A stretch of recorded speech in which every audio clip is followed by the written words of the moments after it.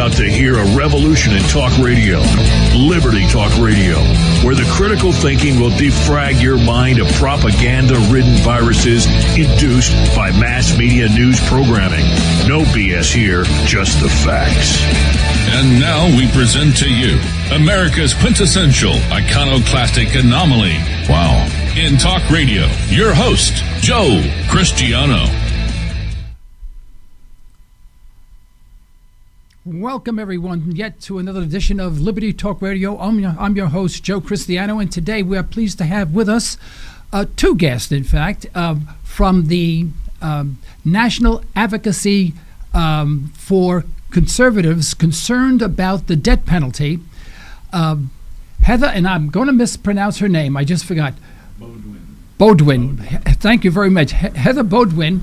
She's also the director of Evangelical Outreach for Equal Justice USA. And prior to this work, Heather helped to create the Montana Conservatives concerned about the death penalty. She also works for the Helena Pregnancy Resource Center. Also with us is Mark Hayden, is with the National Advocacy Coordinator with the conservatives concerned about the death penalty. Mark comes most recently from the National Rifle Association, where he served as campaign field representative in the state of Florida. Welcome. Thanks for having us. Well, I have to admit, this is one subject that we have not broached on this program for a long time. It's one that I've always felt very strongly about. I have always been against the death penalty, but after we had scheduled you as a guest and read the information that you had forwarded to us and did research, I realized how much I was missing. Although I was thinking correctly, I didn't realize how right I actually was, because most of mine was based on a moral basis more so than on a pragmatic basis. And the works that you had sent to me outlined that perfectly. After reading what I did, there can't be a thinking American, which is about 5 or 6 left in the United States, that would ever think of instituting the death penalty in any state or county in the United States. Welcome, and thank you so much. You have enlightened me. Now it is your time to enlighten our audience. What's wrong with the death penalty? An eye for an eye, a tooth for a tooth, equal justice for all. Who wants to start off? Heather, would you like to do that? Sure. Well, I'm with you, Joe. I have always been against the death penalty, mostly probably for faith reasons, because I believe in redemption and I don't want anyone's opportunity for that to be cut short. So before I started this work, that's how I felt. And then I had no idea of the multitude of problems with the death penalty, and really just learned a lot and agree with you that the facts are completely on this side. So, we have folks who had no idea that the death penalty is so much more expensive than a sentence of life without parole, which is really surprising to folks. Mm-hmm. Oh, you would think on the surface that, well, let's get this over with, zap the person, throw them away. We're going to save a heck of a lot of money. Justice is done. The family feels good. In fact, it's all the opposite. The family is tortured through this entire process, and sometimes can take as long as 14 to 17 years before it's resolved. And then the end result is that you find out that the person, in about 15% of the cases, the person is innocent anyway, and they unjustly serve 15 years in jail waiting to be executed. Boy, isn't that archaic and cannibalistic, if you will, Mark, what's your take on this? Well, I think some people can make a compelling case that perhaps some people, quote, deserve to die, but I think we need to take a step back and look at the system, because it's very fallible. Humans make mistakes, and so do governments, since they're made up of humans. So there's always a risk that innocent people will be put to death. And I don't think it's the proper question or proper thing to do to risk innocent lives in order to execute a few, quote, bad criminals. And meanwhile, what you get is a system, as Heather said, that's far more expensive than life without parole. It's led to tax increases and budget crises on the municipal level. But you would expect that you get some sort of benefit from this, but you really don't. As you mentioned, it's harmful on murder victims' family members, because they when it's a capital case, they're followed by incessant media attention that makes them relive some of the worst moments of their lives. And this is a long, complex system that leaves them with a lot of uncertainty. They may or may not see a death sentence carried out in the end. And beyond that, it fails to keep the public safe. Studies have come out showing that the death penalty does not deter murder. And in fact, you can even look at states like New York and New Jersey who saw their murder rates go down once they repealed the death penalty. So in the end, this is just a big, dangerous government program that fails to produce any sort of tangible benefits. I see. Well, could one of you outline why it is more expensive, and how do you come up to that conclusion that it's more expensive to commit someone to the death penalty than it is to incarcerate them for maybe 5, 10, or 20 years, or however long they have to live?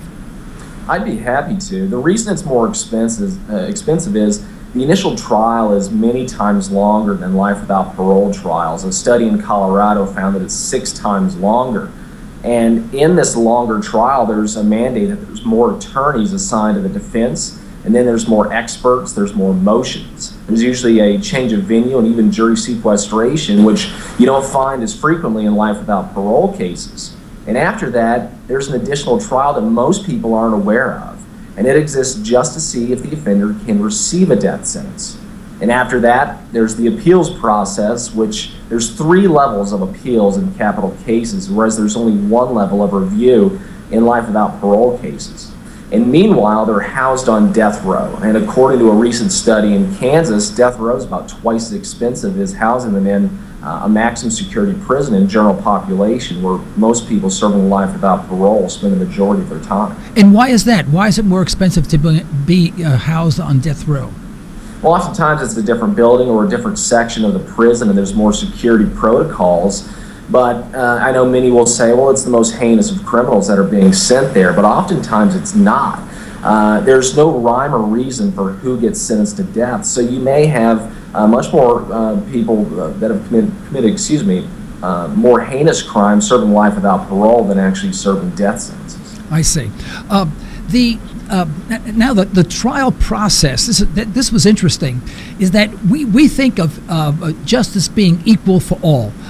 If you have an attorney, each attorney, I mean, in our own minds, at least the way I think, every attorney is competent. Every attorney has access to the same information. They all have the same capabilities of defending and all that. Actually, nothing could be further from the truth. The difference between, in fact, probably if you're very, very wealthy and you were guilty, absolutely guilty, you even plead guilty of killing someone, there's a good probability you'd never see the death sentence. True or false? That's absolutely true. I mean, we don't see folks like O.J. Simpson on death row. You know, if you can afford to pay for your own attorney, chances are you are not going to get the death penalty. And so the notion that it's the most heinous or the worst of the worst that are on death row is just completely false. Right. Okay, so don't tell that to my wife. I'm only kidding. You know, she loves me. Believe me, she does. You know, but so if you are a kid, I'm from the ghettos of New York. I'm from East Harlem, New York. Okay, so you get a kid like me, and I do something really stupid. Although I never did anything stupid in my life. I made a mistake in 1954. Corrected it immediately. I've been perfect since, right? So I did something stupid, right? And someone died. In fact, the guy I went to school with, George, I won't mention his last name, he's serving life. He actually killed a kid in a park. He killed him because he was sitting on the wrong bench, because that bench belonged to a different gang. And I'm not kidding you. And we were all in the 7th grade at the time, so we were old enough to know better. And but if you get a poor kid from the ghetto who has no money, he's a nobody to the world other than his own neighborhood. He may come from a single parent. There's no money at all. A lot of crime in the neighborhood. Something happens where he is accused of killing someone. May not have done that. Accused. I mean, this kid's toast, isn't he? Well, there's a good indicator. If someone can't afford to get a private attorney, oftentimes it's not going to turn out very well for them. There's a big difference oftentimes between public defenders or court-appointed attorneys as opposed to the private ones.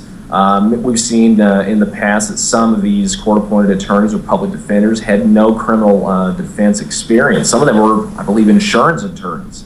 Others were fresh out of college, while even others were just poor attorneys that were completely inept, that showed up to court drunk or fell asleep during trial.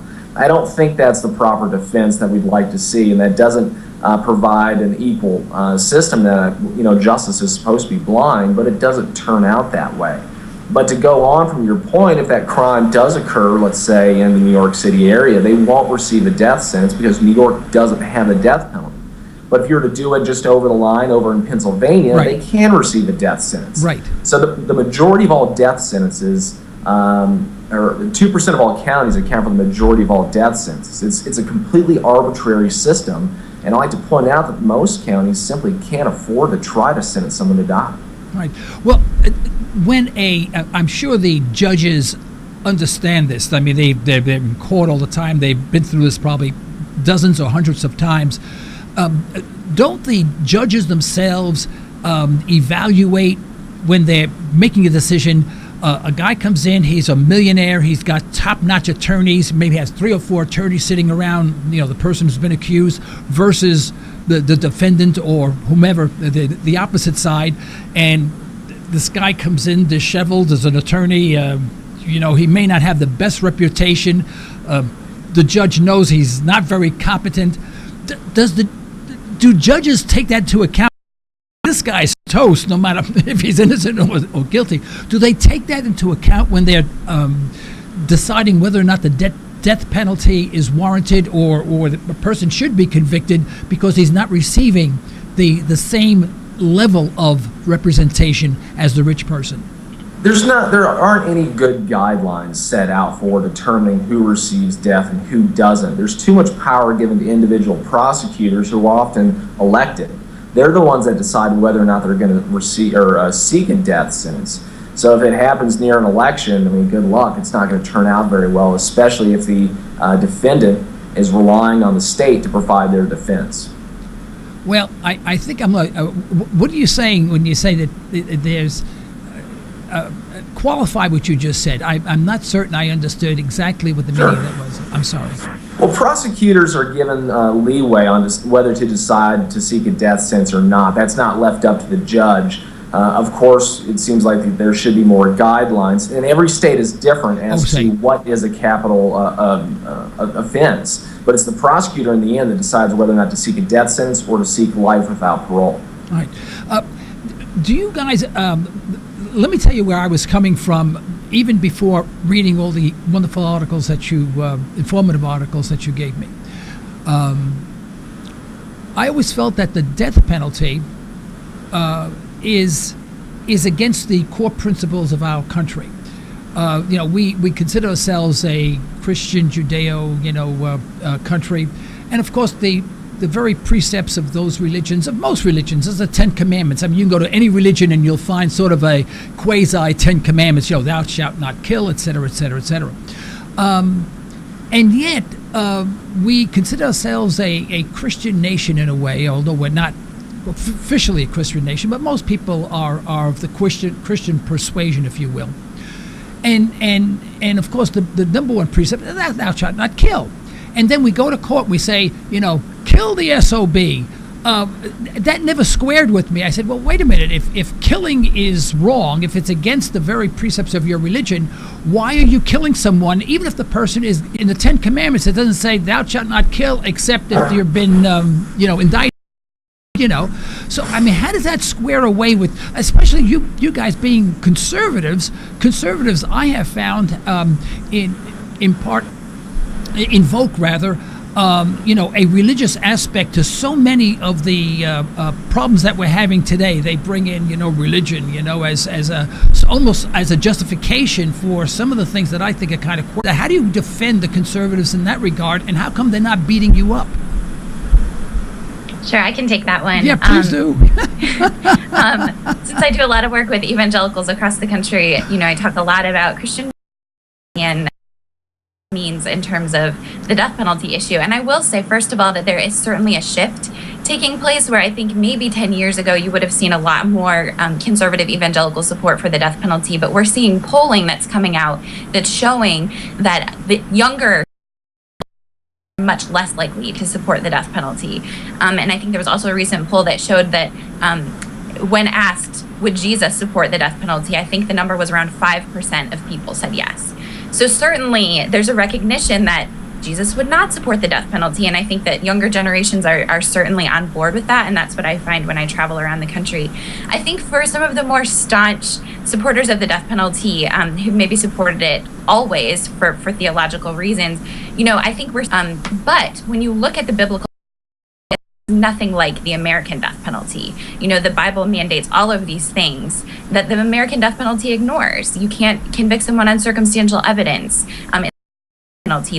2 eyewitnesses. Obviously, the American death penalty does not abide by that. So we can at least agree with our, more conservative evangelical folks who do support the death penalty and saying that these 2 death penalties are not the same. And maybe it's time, if we can't get the death penalty system right in America, maybe it's time that we let it go and say that there are better alternatives. Yeah, well, it seems that probably younger people are not as not the same type of conservative. I shouldn't say as conservative. They may be more, but they're not the same type of conservative, and they're probably not as ardently religious as maybe their parents were. So maybe there's a little bit of moderation there at the same time.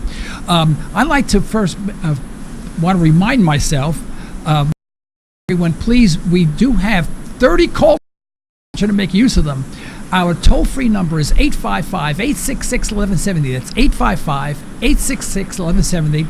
Our direct line is 646-652-4620. And please call in anytime during this broadcast and ask a question. You will not be interrupting us. When you do call in, make sure you press the 1 button, because if you press the 1 button, we know that you're on the line, but you want to ask a question. So 855-866-1170 and press the 1 button, or 646-652-4620. Press the 1 button, okay? All right. Now, let me give you my take again, all right? I have news for you guys, and this is going to find it shocking. We're all going to die someday. Maybe I'm going to live forever because I'm so ornery. Maybe God will there'll be an exception, People will say, only the good. My mother used to say, only the good die young. I guess I'll live forever, And so as a result, when you think of it logically, why would you commit someone to an eventuality, make it sooner, and put the person basically out of their own misery, if you will? Wouldn't it be worse if you let that person stew over what they've done in isolation or in a jail where they had to work? They had to work in order to support themselves in prison. They have to work to do something, But wouldn't that be a worse punishment? And a lot of these people, I'm sure, that were executed were going to die in a short period of time. Some of them are older, some are ill, some have been on drugs. They're not long-lasting people anyway. So what have you really accomplished other than prolong the agony for the for the families themselves, for those that are living, grieving those that have been killed? That's a good question. What do you actually accomplish? And I don't really have a good answer. They did a recent poll recently that found that the number one reason why people who support the death penalty support it is actually for vengeance. We know it doesn't deter crime, and we know that it's pretty harmful on murder victims' family members. So I believe it's just vengeance. But there was another poll that came out in North Carolina, and this speaks, Joe, to what you were talking about. And they found that 68% of North Carolinians support a system of life without parole where the offender actually has to work to pay restitution to the victims' families. And I think that's a much more just system. You don't risk killing an innocent person. You have a cheaper system in place, and it's a better way to serve murder victims' friends and family members. Now, I've never been on death row, thankfully, and I've never had to experience prison. So I don't know if that's worse, having to stew the rest of your life. But what I do know is there were people in Pennsylvania who were serving on death row who waived the rights to their appeals process and actually volunteered to be executed. I think that says something right there. Wow, I did not know that. When I lived in the Bronx, there was a fellow who lived around the corner. We used to call him Crazy Willie. And he spent most of his time in jail, minor offenses. But he loved jail because his family life was such a mess that he felt more comfortable in jail. In fact, he said he was the handball champion in jail, and he really enjoyed being there.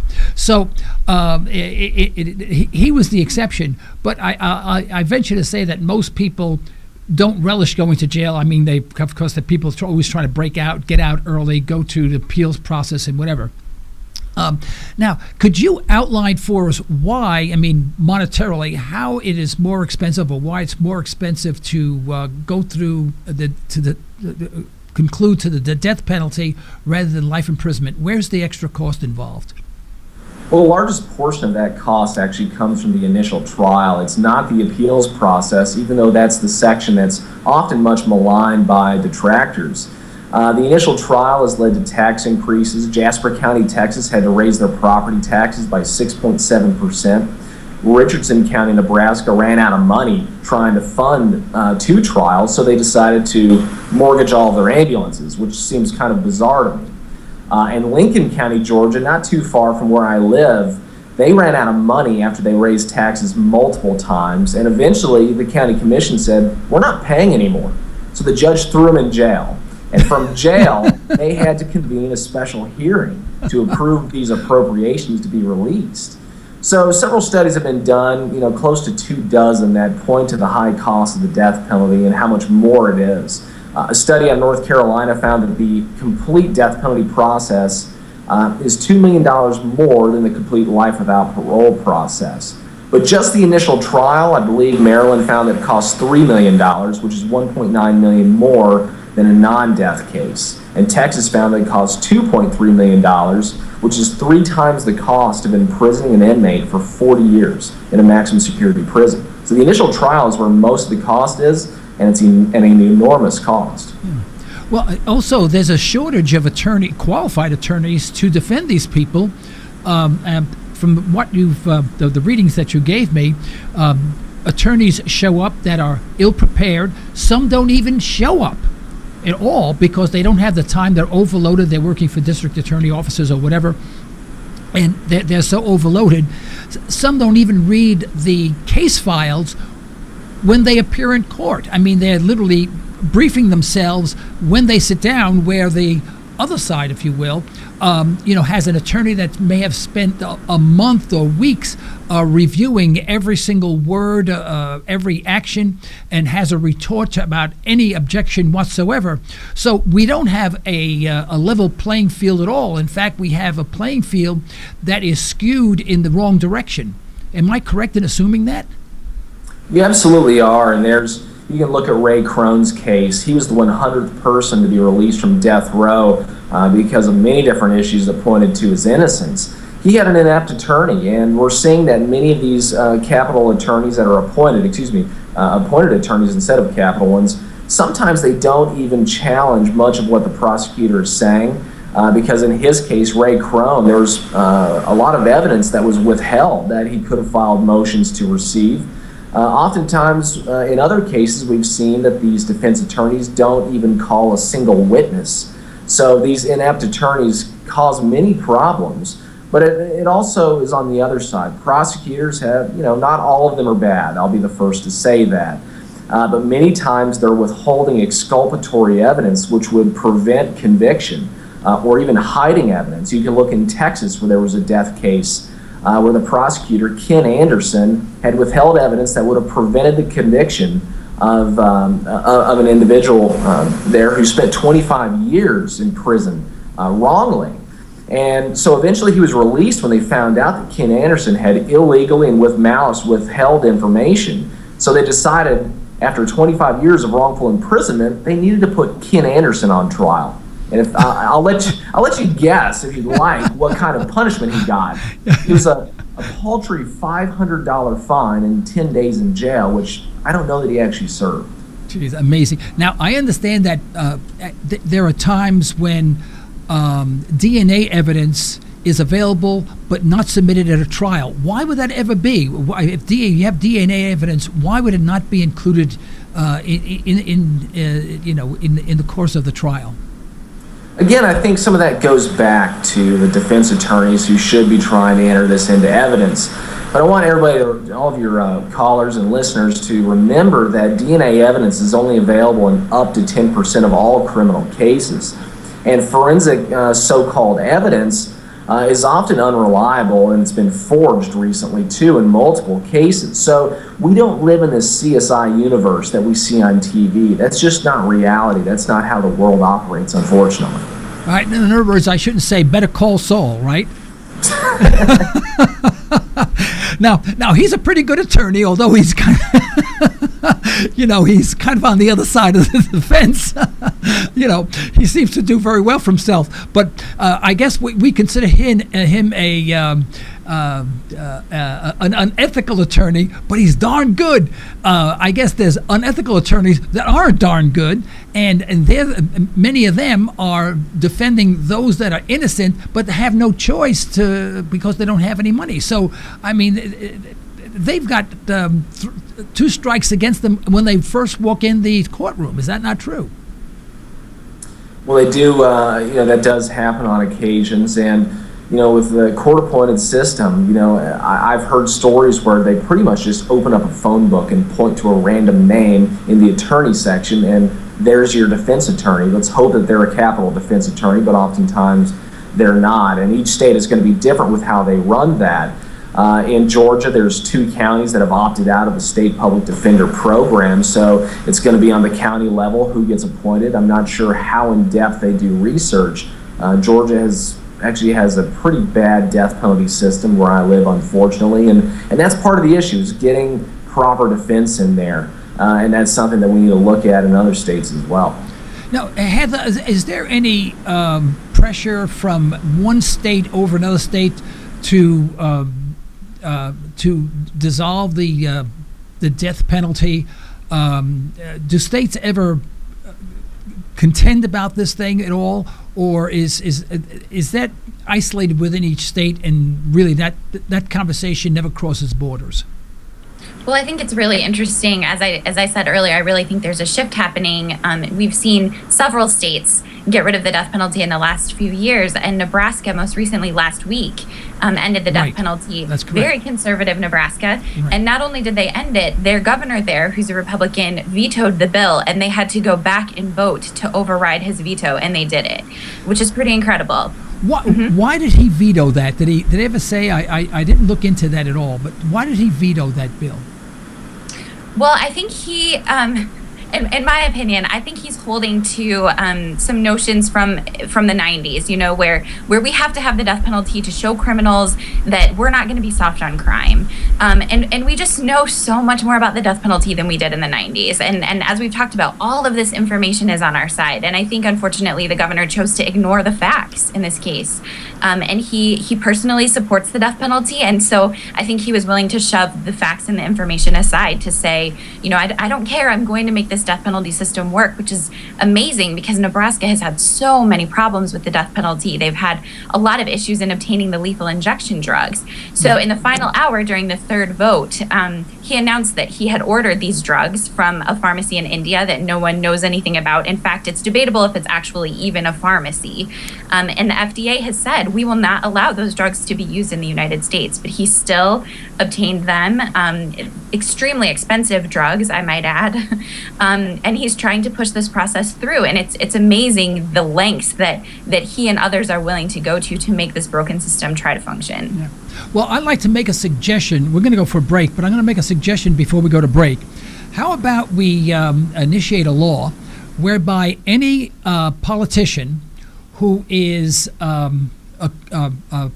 proven to take in illegal campaign contributions be hung? You think that'll change the death penalty? It might. I don't think I'll get on board with that. Well, you know what happened? We would have no more people in office. That's the problem. Probably, maybe 2 or 3, but then they have to run the whole country. But if you'll just hold on, even after that very, very caustic comment, if you will hold on, we're going to take a break for about a minute. Please don't go away. We'll be right back.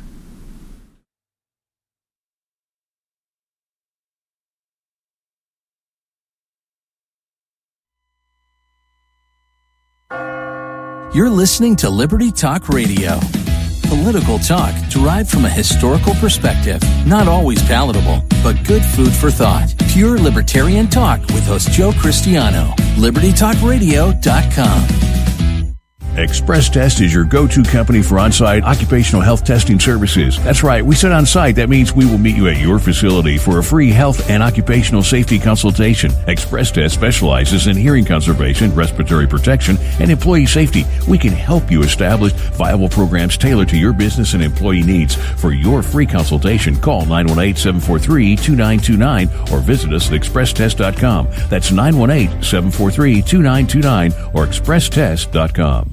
Do you find yourself asking, what did you say? Aaron Cristiano of Ranch Acres Audiology has over 25 years of experience helping patients just like you. Hearing requires conservation. We need to be aware and we need to be responsible for our own hearing health. Understand more with a little help from Ranch Acres Audiology. Call 918-749-7711. That's 918-749-7711 to learn more. We'd like to thank attorney Constance Squires for her support of Liberty Talk Radio. If you want a comprehensive way to affordably avoid legal issues, call Constance Squires. For a free consultation, call 918-254-9283 or go online at isthyWillDone.com. Steve Harden of the Harden Insurance Agency has over 30 years of experience designing family insurance protection, including retirement planning. Call 918-488-0024 or go to hardenagency.com and request a free in-depth estate and retirement evaluation. We look forward to earning your trust and helping you meet your life goals. This isn't your typical talk radio show. This is Liberty. Liberty Talk Radio. Folks, we're back. We have 2 people from the members, actually, from the conservative organization against the death penalty. And this is very interesting because I think the average person, and I throw myself in, had a total misconception of the death penalty in that this is quick and fair justice for all, and we get on, and society gets on, and society is safe. It is exactly the opposite, and I think because basically Americans today are just misinformed too often through our news media, through television. We have an inability to truly think, especially when something is very uncomfortable or complex. We look for very, very simple answers, an eye for an eye, a tooth for a tooth type thing. And yet, we don't look at the foundation of what we're doing and what the process is. And usually through that process, just like a business, if you have a bad process in your business, you're going to fail. And this is very similar to it because the process is broken the way it is right now. And as a result, people's lives are on the line. And as a result, people die, and sometimes needlessly, and the cost is much higher than incarcerating people, which just blows my mind because I always thought that would be the quickest and least expensive way to go, especially for someone who has purportedly been convicted of killing someone else, of taking someone else's lives. Could we get them back on the... Okay, there you go, guys. When a person is proven innocent after... they've been killed, executed.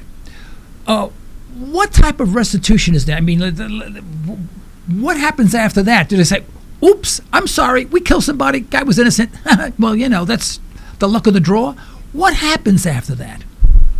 Well, the system that we have in place, it really doesn't exist to go back and check on people who have already been executed. So that doesn't happen too frequently. We do know that over 150 people have been wrongly convicted and released from death row since the 1970s. Now, others have been executed when there was serious doubt regarding the veracity of their verdict. We can talk about Cameron Todd Willingham or Carlos de Luna.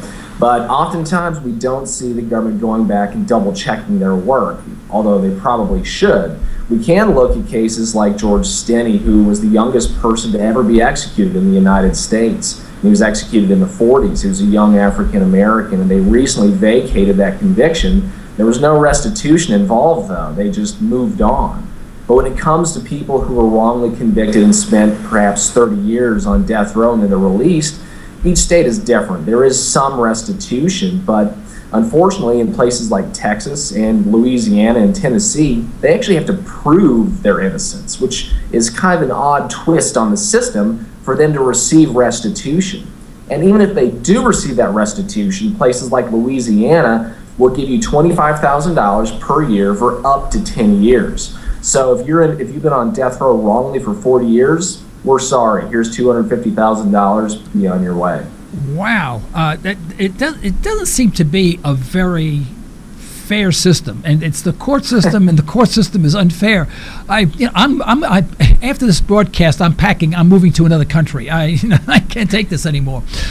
Now, are typically conservatives, if I want to use that as a very broad term, politically conservative people, are they more apt to be pro death penalty versus, let's say, the more liberal groups or libertarians or whatever? I think that there are some misconceptions out there when it comes to our system of capital punishment. I think oftentimes, and I alluded to this when we were opening, that a lot of people think about the death penalty in the theoretical sense. Do some people deserve to die? And that's a little bit harder to grapple with. Right. But if you break it down to its most basic elements, and you just ask any conservative, would you support a program that risks the lives of U.S. citizens, leads to tax increases and costs more than the alternatives, and is not representative of limited government while failing to produce any sort of benefit? If you ask them what would they do with that program, they're going to say repeal it. This is broken. And that's exactly what the death penalty is. There's an enormous risk to life. It's so much more costly, and it's not representative of a limited government. I don't think there's a greater power than the power to take life, and that's currently a power that the government has over the U.S. citizens. This is the same government that many conservatives don't trust to deliver mail or shovel snow, let alone make life and death decisions. Yeah. Now, Heather, let me ask you, get your opinion on this. From a female point of view, okay? But do you think we've become a little desensitized when it comes to killing? The reason why I mention that is that we will send a drone to over a foreign nation without their permission, or we say we have the permission of some government that we've been propping up, and to execute someone who we suspect may be a militant against the United States. We release a cluster bomb. Of course, it rarely hits the person only. It may even miss the person. Person may not even be there. The person has been convicted. They've just been accused of being a terrorist, for example, suspected terrorist.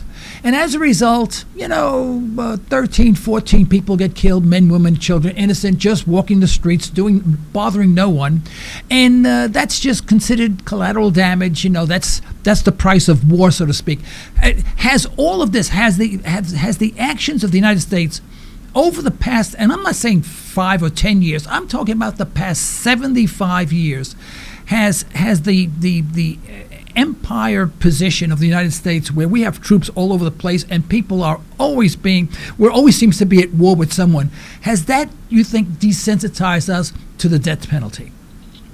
I think there's definitely a case to be made for that. I think I think the key to this is that when we can dehumanize someone and say those people, those monsters who've committed crimes, or those terrorists, and we forget that they are human beings with faces and names and mothers and fathers, right, and sometimes children. I think that's the key. I mean, I think before I started this work, I didn't pay attention necessarily to people who were on death row, whether they were guilty or innocent, but I've come to know stories of folks and individuals across this country who have incredible stories, and they are people, and there are people who have committed terrible crimes who have gone on to do wonderful things.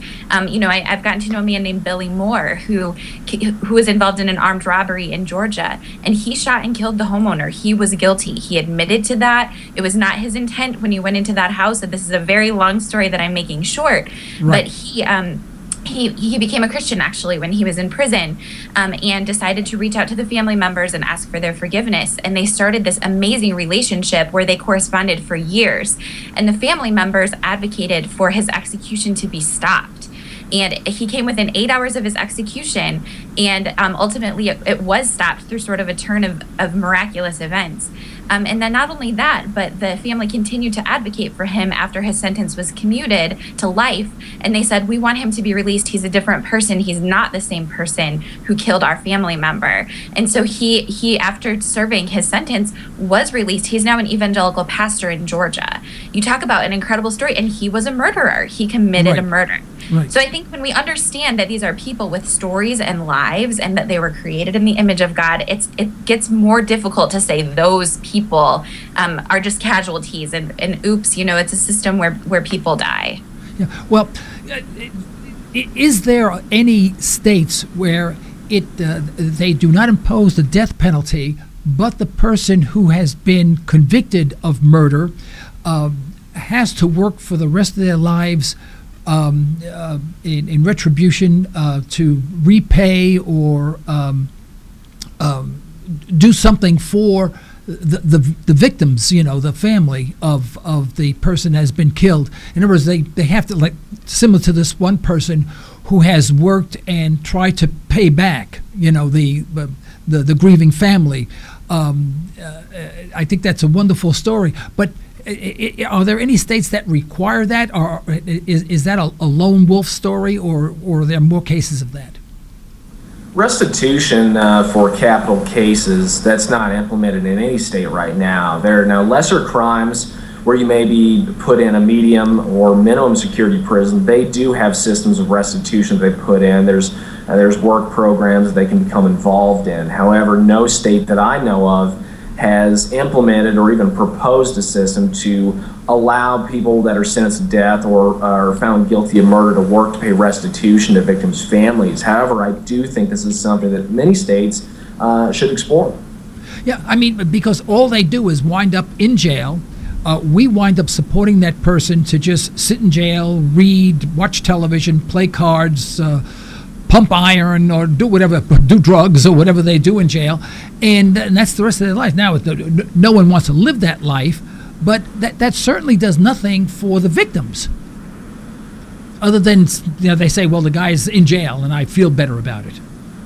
That's absolutely right, and oftentimes victims' family members are used as an excuse to seek the death penalty, and many times they don't want to see the offender sentenced to die. When I was in Indianapolis, I was speaking, and I met a very nice lady by the name of Suzanne Bossler. And her father was a minister who was against the death penalty. And he told his daughter, if you were ever to be murdered, make sure that the offender doesn't receive a death sentence. Very unfortunately, he was murdered. So Suzanne was called to trial to serve as a witness against the offender, and she was happy to go. She wanted justice. She deserved justice. But she was threatened on the way to court. She was threatened by the state. The state said, if you say that you're against the death penalty, or if you say that your father was against the death penalty, then we will throw you in jail and hold you in contempt of court. So the current system of the death penalty is not there to serve the best interests of murder victims' friends and family members, and oftentimes it's a very terrible process that's inflicted upon them by the actions of the state. Yeah. Well, we're living under an illusion. I know I am. I always think the court system is almost pure. It's righteous, and there are rules and regulation, and everyone follows the same rules and regulations, and everything is equal and all that. You're saying I'm in La La Land. I mean, when you walk in, you better know the real rules and how to play them, or else you can convict someone who is innocent, or you can let someone go who is guilty very easily if you know how to play the game. Well, my recommendation to you is to become very rich and move away from Oklahoma, because that is not a good state for the death penalty. Oh, and why? Oh, do we? We have a death penalty? I don't even know we do. Yes, we do have a death penalty. We do. Oh, geez. Oh, I better be careful. I'll be good from now on. You do. And I didn't even know that. Oklahoma has a track record of botched executions. Recently, you can take the case of Clayton Lockett, where they tried to execute him, and after he didn't die, after about 45 minutes, they tried to issue a stay of execution after he failed to die because of the drugs. And then he had a heart attack close to an hour later. And another person that was executed in Oklahoma tried to raise up from the bed that he was on, and he was screaming that his whole body was burning, and the execution took far longer than it's supposed to take. These executions using lethal injection drugs are supposed to take less than 15 minutes, and some of these are taking hours, and they're not turning out very well because these are not the same drugs they used to use. These are sometimes questionable drugs, which may be illegally purchased by some states, and they're being bought in secret, and states like Georgia, where I live, have legislation or bills in place that says that it's a state secret, so they don't have to disclose where they get the drugs. And that calls into question, why is the state doing this in secret using taxpayer funds? It doesn't make sense. All right, now, you guys are conservatives, right? Politically conservatives, am I correct? All right, why aren't you screaming at your conservative constituents in office and saying, we're against the death penalty, most states are going in that direction. Would we stop killing not only Americans, could we stop killing people overseas and justifying it? You ever do that? I mean, do you ever get a response? Well, this is my gripe. My gripe is that because you're not an American, your life is worth less than being an American, and we can go over there and execute you because we suspect that you may be a bad guy. And again, so I know we killed an additional 10, 20 people in the process, but that's life in the big city, shrug it off and go on with life. And we seem to take that attitude, and I don't understand that. It gnaws at me. Well, I think innocent life should always be protected, and we should try to mitigate any circumstances where they could be risks posed to them. But we are conservatives concerned about the death penalty, so we're single issue. And you may not know this, but Heather is my direct supervisor. So if I start talking about war under our banner, I may get called into the office. Okay, call them into the office, Heather. No, but you see, my point is, why do we take this as a issue just because of geographical borders? This is really a moral issue. It's an issue that's essential to our very being as humans, and yet we apply it to people who live geographically in one area, but we don't apply it to people who live geographically in another area, and they are, in the eyes of God, equal to us. Are you campaigning at all, being a conservative inside the Conservative Party, saying, hey guys, you neocons who love war, love drones, love to kill people, we have to stop this the same way we need to stop executing people unjustifiably, morally unjustifiably, in our court system? Well, not underneath the conservatives' concern about the death penalty banner, but I do have private conversations with my friends who are also conservatives, and we have our discussions on that. Of course, we want to protect innocent life, and I'm a big fan of due process, and there have been instances where people have been droned who are U.S. citizens overseas, and they weren't given any sort of due process. Right. Well, when you discuss this with them, always carry a gun. I'm only kidding. Only kidding. We have a caller on line one. All right, we have a call. Caller, you're on the line. Your question or comment, please. Hello. My name is Patricia, and I'm from Okmulgee. I wanted to ask a question.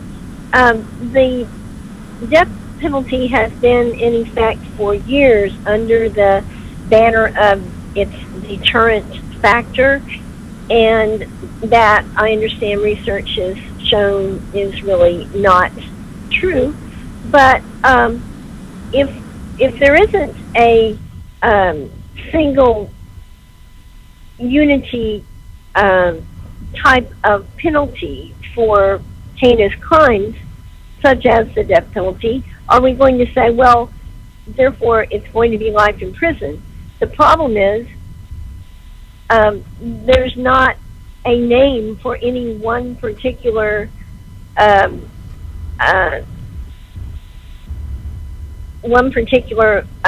cost to the person who committed the crime, because in the courts there are so many outcomes to all kinds of cases. Do we not have any? Is there no basis for the value of any kind of a deterrent factor at all? And if there's not, then why do we even bother putting people in prison? Good question. Okay. Well, Patricia, thank you. Thank you for that question. I've had similar questions like that. And no, it doesn't deter crime to have the death penalty in place. We've seen that through numerous studies. And if it did deter crime, you'd expect to see places that are the perennial leaders in executions, like Texas and Arizona, to have the lowest murder rates by now. But they don't. They're not even remotely close to having the lowest murder rates. But I think the reason that you still have prisons in place, and I know recidivism is a major issue, is not just punishment in nature. It's to protect greater society from repeat offenders, people that may, if they were released, may possibly murder again, and also to try to change the actions of these individuals for lesser crimes so they can be re-released into society and be productive there. So I think there's multiple reasons why prisons are in place beyond just a deterrent factor. So you don't think that we need a quote-unquote deterrent factor, though, is my question, really. Well, single deterrent factor that kind of can hang over everybody's head, so to speak. Whether we need it or we don't, it's just not there. And that's just how the system is, how it operates. As much as we would like to have a system in place that prevents crimes from occurring, we live in a world where we have free will and people will carry out actions that they wish. If we could deter them, that would be wonderful. But the death penalty is not working in that factor. And prisons, obviously, like I said, we have issues of recidivism, so that's not preventing these crimes from occurring as well. Mm-hmm. Well, thank you. I appreciate your answer on that question. Thank you so much. Thank you for calling, Patricia, Liberty Talk Radio. And folks, our number again is 855-866-1170. Let me hear from you, or 646-652-4620. We only have about 6 or 7 minutes to go, so please, if you do have a question, don't be afraid to call in and press that magic 1 button. Now, if when we do away with the death penalty, when you approach that subject, do you give an alternative? You say, this is what we should be doing. What should we be doing for people, for the public at large, for the sake of fairness, for restitution, regardless of the crime, whether it be murder or any other horrible crime, other than some maybe shoplifting because a person is starving to death or something like that. But what do you think the punishment should be, and how should the system work compared to the way it is working now? I think the problem with the current system is that it's irrevocably broken, and that's why it needs to be repealed. One of my favorite quotes comes from Marquis de Lafayette, who was a French general that actually served in the American Revolution on the American side, and he said he would continue to oppose the death penalty until he had the infallibility of humans demonstrated to him. And we're never going to have that demonstrated because we're fallible individuals. So I think the smart thing is to repeal the death penalty. Now, what system you want to replace that with, I leave that up to the individual states to decide if it's life without parole or it's life without parole plus restitution. But anything whether pointing to either one of those alternatives has to be better than the death penalty because it doesn't risk innocent life. All right. Heather, let me pose this question to you. Has there been any one particular alternative to the death penalty that was fair and humane and actually had a positive outcome that you know of that any states are imposing or have experimented with? Well, I think most of the states that have recently repealed the death penalty have set in place the alternative of life without parole. And in my opinion, if you get it wrong then, and if you can convict the wrong person, you can go back and release that person, right? I mean, we've talked to death row exonerees across the country who say you can release an innocent man from prison. You can't release him from the grave. We can't bring someone back to life after that execution has taken place. So I, for one, feel much more comfortable with a sentence where we can undo it in some ways. I mean, we can't give that person back the lives that the years that they've spent in prison, but we can give them back their life and say, obviously, you can go on and hopefully try to live a productive life since you were not guilty of this crime. So I certainly feel like that's a much more just punishment than the death penalty. All right. Other than just life with incarceration without parole, are there things that they can do to pay back the loved ones of the person that was killed? Is there? Sure. What suggestions have come up and said this really works and this helps the people who are still here and there's restitution of some sort? Right. Well, we're seeing, we're finding across the country that this notion of restorative justice is very powerful. And the idea that when an offender can sit down with a victim or a victim's family member, when both parties are willing and have a conversation and talk through what happened, why did it happen, we're finding that is so much more effective and so much more healing for the victim's family member than just than just prison time alone. I think our criminal justice system has so focused on the punishment that we forget about the victim's family members and how do we help them rebuild their lives. Unfortunately, those victim offender dialogues are not legal in a lot of states around the country. So even if I am a victim's family member, if one of my loved ones was murdered and I said, I want to correspond with the person who took the life of my loved one so that I can get some closure and some peace here, if there is such a thing. A lot of states say, no, you're not allowed. You are not allowed to correspond with that person. And I think that's problematic. Well, it would make sense to me, and I don't know how this would be done, that the person who's been convicted would actually have to do something to create some sort of monetary payback in jail, work somehow, and I don't know how that would be done, and that the monies wouldn't go to the person in jail, but would go to the family that's been left without the husband, for example, and now has to struggle to survive. Why don't we make that person responsible for the income loss of the person that people left behind?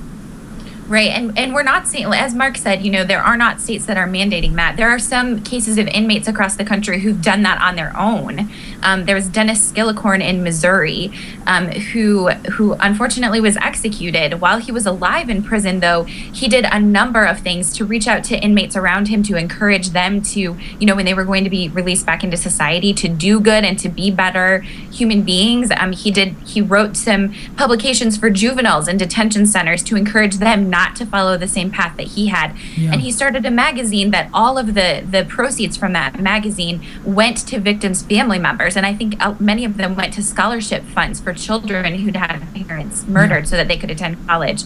And we executed him. So he no longer is doing that, obviously. So what did we gain, by taking away his life? He was doing good things in prison.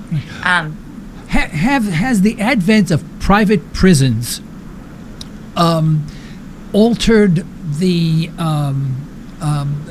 justification for the death penalty or life imprisonment? Because if you're a private prison, you want prisoners. This is where you make your money. You don't want to see someone executed. You want someone in prison for life because you make money from the state for every inmate in there. So if I owned a private prison, I would be against the death penalty because I can incarcerate more people and make more money, and life is wonderful. Is there any logic there, or am I just being paranoid? And I am paranoid, by the way.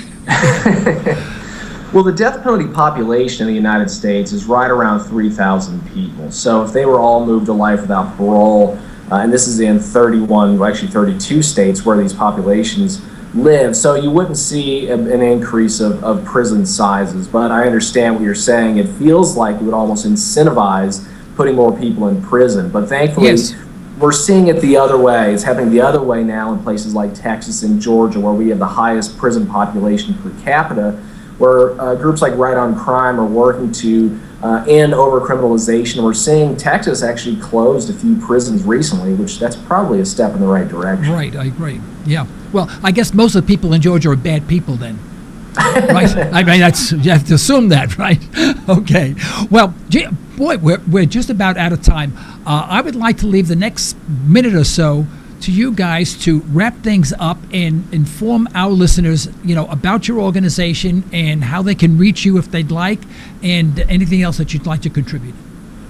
Well, I'd say if they have any questions, they want to talk to me directly, send me any fan mail. I prefer no hate mail. Send it to info@conservativesconcern.org. If they want to sign up to our email list, it's a monthly email. Go to conservativesconcern.org. Okay. Heather, you have any words to say? I just wanted to say thank you so much for having us, Joe. It's been wonderful to talk with you, so thank you. Thank you so much. You've been wonderful guest. It's been very informative. I want to thank you very much for sending me the information. I am enlightened, I can guarantee you, and I'm sure everyone who listens to this program, will have a real change of heart if they hadn't had one before, and I want to thank you so much for being on our program. Thanks for having us. Right. Bye-bye now. Okay. That was interesting. Wow. Folks, this is the end of today's broadcast. We'd like to thank our sponsors for their financial support, and we'd like to thank you for listening in. You can further the cause of liberty by recommending this program to your friends, and let us hear from you. Our email address is comments@libertytalkradio.com. Remember, you're either allowing your liberties to be taken away, or you're striving to protect them. Unfortunately, there is no middle ground. Until next time, this is Joe Cristiano. You've been listening to Liberty Talk Radio. Stay well, stay tuned.